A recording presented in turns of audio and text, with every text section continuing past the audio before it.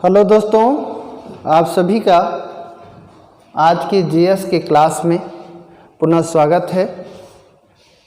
आज हम लोग जैसा कि इतिहास में प्राचीन इतिहास का अध्ययन कर रहे थे। प्राचीन इतिहास यानी प्राचीन भारत का जो इतिहास है, इस पे हम लोग चर्चा कर रहे थे। और इतिहास में जो प्राचीन इतिहास है, इसमें भी पाषाण काल यानी प्रागैतिहासिक काल पे चर्चा कर रहे हैं। और प्रागैतिहासिक काल में हम लोगों ने पूरा पाषाण काल पढ़ा, मध्य पाषाण काल पढ़ा, नव पाषाण काल पढ़ा और ताम्र पाषाण काल पर भी हम लोग चर्चा कर लिए थे। लेकिन थोड़ा सा ताम्र पाषाण काल पे आपसे चर्चा कर लेते हैं। ताम्र पाषाण काल, तो इसके बारे में हमने बताया था चाल्कोलिथिक एज, यानी इसमें देखें कि मनुष्य ने पहली बार एक धातु की खोज की जो तांबा है, इसीलिए इसको ताम्र पाषाण काल कहते हैं। और आपसे पूछता भी है कि मनुष्य ने पहला धातु कौन सा खोजा, तो आपका आंसर होता है तांबा। तांबे की खोज की, और जब तांबे की खोज की, एक इसके जीवन में जब धातु का प्रवेश हुआ, तो जो इसने पत्थर के जो और हड्डी के जो औजार बना रहा था, अब उन औजारों से आगे बढ़ करके जब तांबे के यानी धातु के औजारों को बनाना सीखा, तो उसके औजार और अधिक उन्नत हो गए। यानी ये ऐसी धातु थी जिसे वो पिघला करके अपनी आवश्यकता के अनुसार शक्ल प्रदान कर सकता था। यानी अपनी आवश्यकता के अनुसार आभूषण, बर्तन, हथियार का निर्माण कर सकता था। और जब यह धातु उसे उपलब्ध हुआ, तो उसके जीवन में बड़ी क्रांति आई। और बड़ी क्रांति आई तो उसने कृषि आधारित एक ग्रामीण संस्कृति का निर्माण कर दिया। कृषि आधारित ग्रामीण संस्कृति, तो इसमें हमने बताया था, चर्चा पूरी कर ली थी, ग्रामीण संस्कृति। और ये जो संस्कृति है, चर्चा इसलिए कर रहे हैं क्योंकि आज हम लोग सिंधु सभ्यता को शुरू करेंगे, जो बड़ा इंटरेस्टिंग टॉपिक होता है पूरे प्राचीन भारत में, और सवाल भी इससे पूछे जाते हैं। यानी कृषि आधारित ग्रामीण संस्कृति का निर्माण किया। और यह जो सभ्यता है यानी जो संस्कृति है, यह राजस्थान, महाराष्ट्र, गुजरात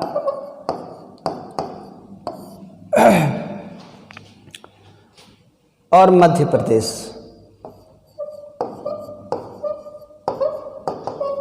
में विकसित हुई थी। और इसका जो पीरियड था हमने बताया 3000 BC से 800 BC। 800 BC। तो जो ये पीरियड है, इस पीरियड में जो संस्कृति विकसित हो रही थी, ये कृषि आधारित ग्रामीण संस्कृति है। यानी गांव का विकास हो गया, कृषि का विकास हो गया। और ये कृषि ऐसी है कि इसमें सरप्लस प्रोडक्शन है, यानी मनुष्य अपने खाने से अतिरिक्त का उत्पादन करता है।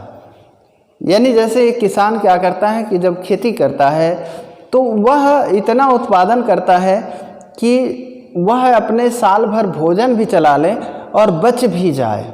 और जब बच जाता है जो भाग, उसी को हम कहते हैं अतिरिक्त उत्पादन। और जो अतिरिक्त उत्पादन होता है, उसे वह बेचता है। क्या करता है? दूसरे को दे देता है। और दूसरे को दे करके अपनी जो अन्य आवश्यकताएं हैं, उसे पूरी करता है।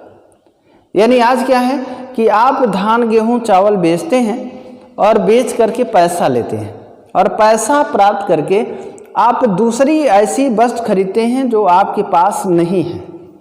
उसके लिए आप मार्केट में जाते हैं और वहाँ से उस पैसे के बदले अपनी एक वस्तु, दूसरी वस्तु जिसकी ज़रूरत है, उसे आप परचेज कर रहे हैं। यानी पैसा क्या है? माध्यम है। ये माध्यम है। अब माध्यम कैसा है कि आपने धान के बदले पैसा प्राप्त किया और पैसे से नई वस्तु प्राप्त की। यहाँ पे देखें कि जो मुद्रा है ये माध्यम का प्रयोग कर माध्यम बन रहा है आपका एक वस्तु के बदले दूसरे वस्तु प्राप्त करने का। यानी आपने बेचा धान और प्राप्त किया वस्त्र। ध्यान दें, हम सीधे एग्जाम्पल ले लें यहाँ से, या सोने का ले लें क्योंकि बड़ा प्रसिद्ध चीज़ें हैं ये, सोना सब लोग बड़ा पसंद करते हैं। आपने धान बेचा, उसके बदले पैसा प्राप्त किया और पैसे से आपने सोना या वस्त्र आपने खरीदा। तो इसका मतलब अगर सीधे देखें तो आप धान से ही सोना खरीद लिए। लेकिन अब यहाँ पे देखें कि ये पैसा इसमें, यानी जो रुपया आप जानते हैं मुद्रा जिसको हम कहते हैं मुद्रा, ये माध्यम की भूमिका निभा रही है। क्यों? क्योंकि अगर जिसके पास सोना है अगर उसे धान की ज़रूरत ना हो और आपको सोने की ज़रूरत हो तो धान से सोने में अदला बदली संभव नहीं होगा। क्योंकि सोना जिसके पास है उसे गेहूं चाहिए जो आपके पास नहीं है।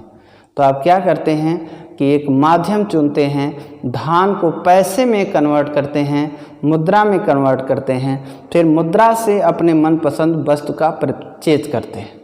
लेकिन आप देखें कि जब मुद्रा नहीं आया था, मुद्रा का आविष्कार नहीं हुआ था, तब ये काम कैसे होता था? यह काम वस्तु विनिमय कहलाता था। यानी एक वस्तु के बदले हम दूसरी वस्तु ले लेते थे। ध्यान दीजिएगा, एक वस्तु के बदले दूसरी वस्तु ले लेते थे। यानी हम धान दे देते थे और दूसरे से गेहूं ले लेते थे अगर ज़रूरत थी, दूसरे से वस्त्र ले लेते थे। लेकिन यहाँ जो कंडीशन है कि धान जिससे आप वस्तु मांग रहे हैं और जो वस्तु आप दे रहे हैं उसकी आवश्यकता अगले को हो। तो यहाँ पे धान के बदले हम वस्त्र खरीद रहे हैं, खरीद नहीं रहे हैं, बदल रहे हैं। इसी को हम कहते हैं वस्तु विनिमय।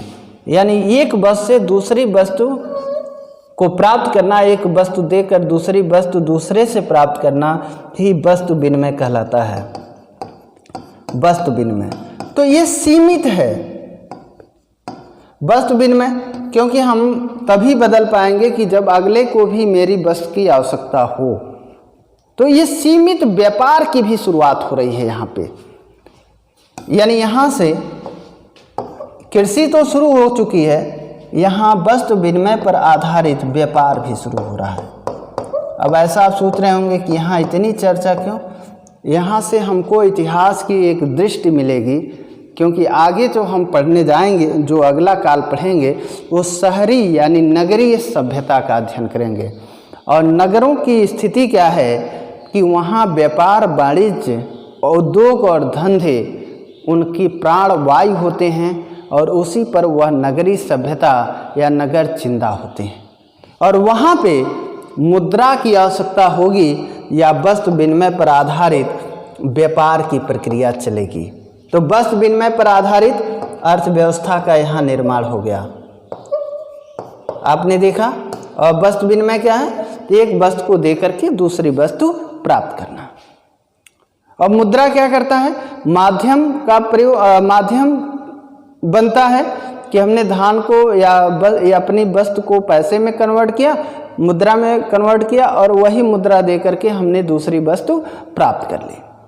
और जिस व्यक्ति ने मुद्रा के बदले हमें वस्तु दिया, वह उस वस्तु का फिर मुद्रा के रूप में परिवर्तन करता है, यानी उस पैसे का यूज करके पुनः वो अपने मनपसंद वस्तु खरीद लेता है। तो इस तरह मुद्रा को हमने देखा। अब हम लोग नए काल में प्रवेश कर रहे हैं। नया जो पढ़ रहे हैं बड़ा फेमस है, जिसे हम कहते हैं सिंधु घाटी की सभ्यता। इसको मिस आप किसी भी कंडीशन में नहीं करेंगे। सिंधु घाटी की सभ्यता,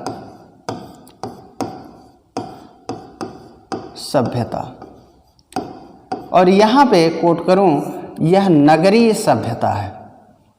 ये कैसी सभ्यता है? नगरीय सभ्यता है।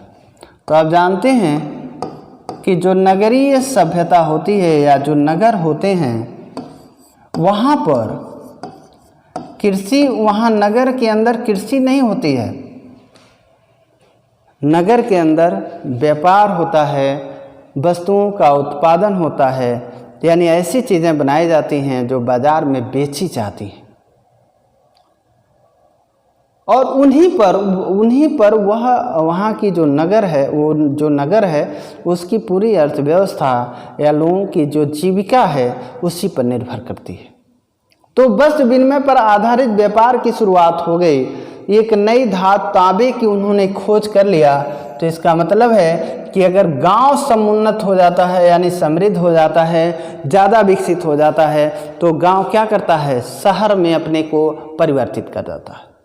जैसे आज एग्जाम्पल लें आप, तो आप देखेंगे कि पुराने ज़माने के जो शहर हैं, जो भारत के जो बड़े बड़े शहर हैं, वो शहर कहीं न कहीं किसी बड़ी नदी के किनारे हैं या समुद्र के किनारे हैं।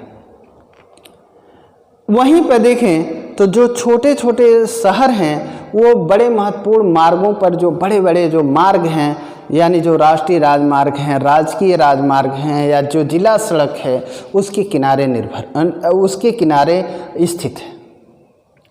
तो उस पर हम लोग चर्चा आगे करेंगे। लेकिन यहाँ पे हम देखें कि जो नगर होता है वो विकसित कैसे होता है, या कोई नगर है तो नगर के रूप में अपने को बनाए रखने के लिए उसको किन किन संसाधनों की ज़रूरत होती है, इस पे भी हम लोग आगे चर्चा करेंगे। लेकिन देखें कि जो ये नगरीय सभ्यता है, ये भारत के किन राज्यों में स्थापित हुई, यानी इस सभ्यता का निर्माण किन किन राज्यों में हुआ। तो हम देखें कि इसमें महाराष्ट्र एक मोटा मोटा आपको आंकड़ा दे रहे हैं, महाराष्ट्र, गुजरात, राजस्थान। हाँ, तो हमने एक वो चीज़ थोड़ी सी जो बताना चाहता था वो स्लिप कर गया। यानी आप अगर शहर के निर्माण की प्रक्रिया देखें तो आप देखते होंगे कि अगर कहीं सड़क के किनारे या कोई बड़ा सा गांव है आपका, वहाँ पे धीरे धीरे दुकानें खुलती हैं, धीरे धीरे कोई स्कूल खुल जाता है, कोई ऑफिस खुल जाता है, कोई बैंक स्थापित हो जाता है। वहाँ पे पान की, चाय की, फिर कपड़े की, फिर इसी तरह ढेर सारी दुकानें खुल जाती हैं। और जब दुकानें खुल जाती हैं तो आसपास के जो गांव हैं, उन गांवों का वो मार्केट के रूप में विकसित होता है, यानी ऐसा केंद्र विकसित होता है जहां आसपास के गांव को व्यापारिक वस्तुओं की आपूर्ति करता है। अब वहां धीरे धीरे 10 साल, 20 साल, 25 साल आप देखेंगे आसपास, तो वहां पे जो व्यापारिक कार्य है वो शुरू हो जाता है। दुकानें पर्याप्त मात्रा में खुल जाती हैं, ऑफिसें खुल जाती हैं, फिर वह गांव शहर के रूप में परिवर्तित हो जाता है। इसीलिए जो भी आज शहर है वो पहले गांव था, और वह गांव धीरे धीरे शहरी विशेषताओं को हासिल करके शहर में परिवर्तित हो गया। और इसी तरह सिंध सभ्यता में, या जो प्राचीन इतिहास है उसमें अभी तक जो हम पढ़ते आए हैं वो ग्रामीण संस्कृतियों को पढ़ते आए हैं, उसमें किसी शहर की चर्चा नहीं हुई है। लेकिन जब यह गांव समृद्ध हो गए, पूरी तरह विकसित हो गए, तो फिर यही गांव कहीं न कहीं शहर के रूप में अपने को रूपांतरित कर लिए, यानी इन्हीं से शहर के रूप में इनका रूपांतरण हो गया। और जब रूपांतरण हुआ तो एक नई सभ्यता विकसित हुई जिसे हम नगरीय सभ्यता कहते हैं। और इस सभ्यता की जो पहली खोज हुई थी वो सिंधु नदी घाटी में हुई थी, इसलिए से हम सिंधु सभ्यता के नाम से भी जानते हैं। तो फिर नामकरण पर चर्चा करेंगे और चीज़ों पर चर्चा करेंगे। एक थोड़ा सा बड़ा टॉपिक है आपका। राजस्थान, पुनः हम देखें तो पंजाब, हरियाणा, ये भारत में हम बता रहे हैं कि जो पहले से हैं। हरियाणा, जम्मू कश्मीर,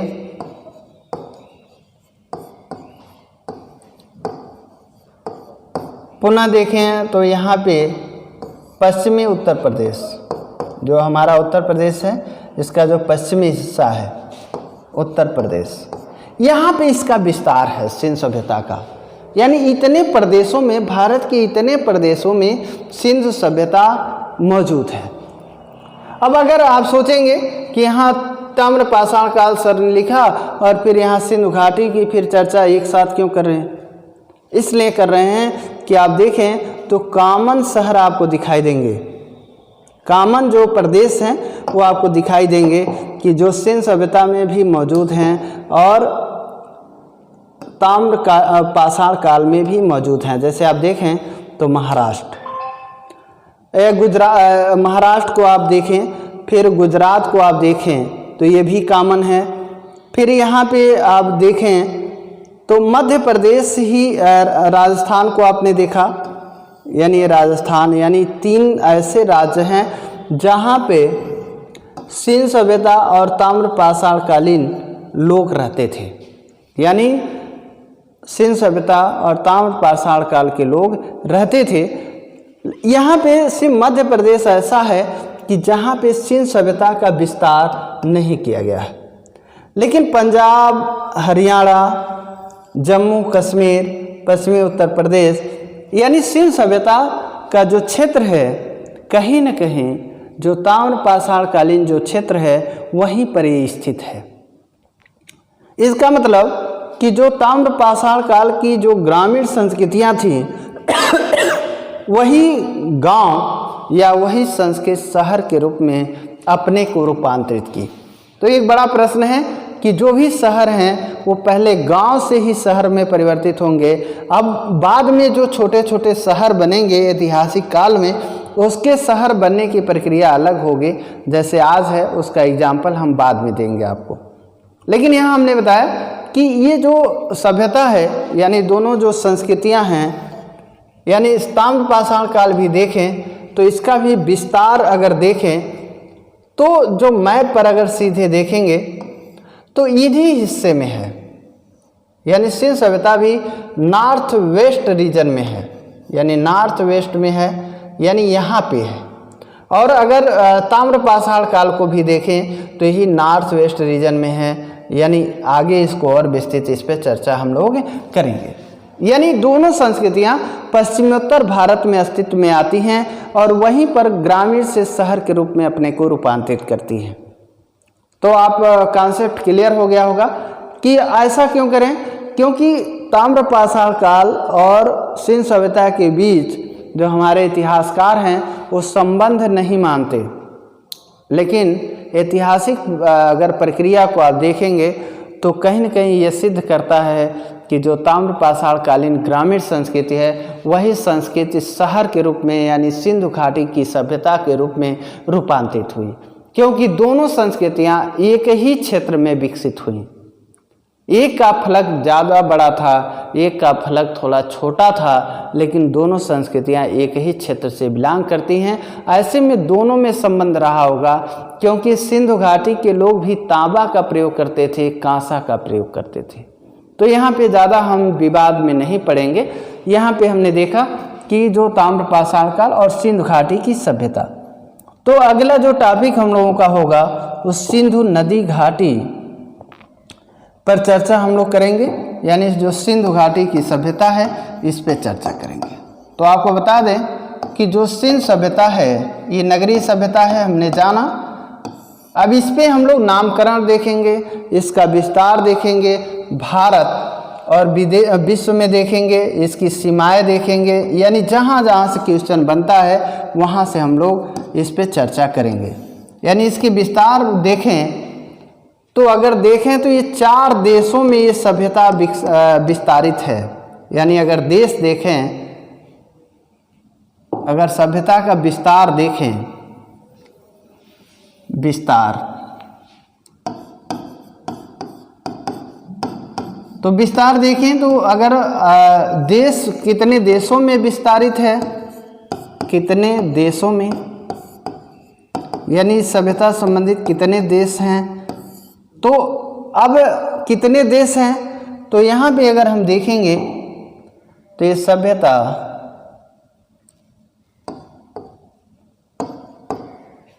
भारत,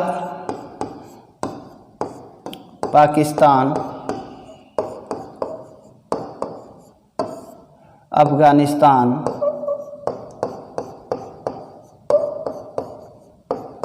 और ईरान, यानी 4 देशों में विस्तारित है सभ्यता।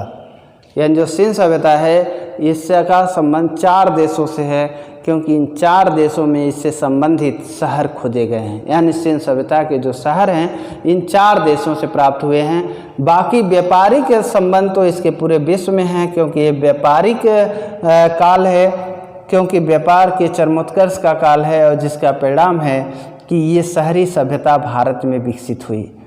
अब अगर विकसित हुई तो 4 देशों में हुई, इस 4 देशों में इससे संबंधित शहर पाए गए। अब देखिए भारत में हमने बताया था, तो भारत में हमने आपको बताया कि मध्य प्रदेश, महाराष्ट्र, गुजरात, राजस्थान, पंजाब, हरियाणा, जम्मू कश्मीर, पश्चिमी उत्तर प्रदेश। अगर सिंपल भारत में देखें और अगर ओवरऑल देखें तो भारतीय उपमहाद्वीप, भारतीय उपमहाद्वीप,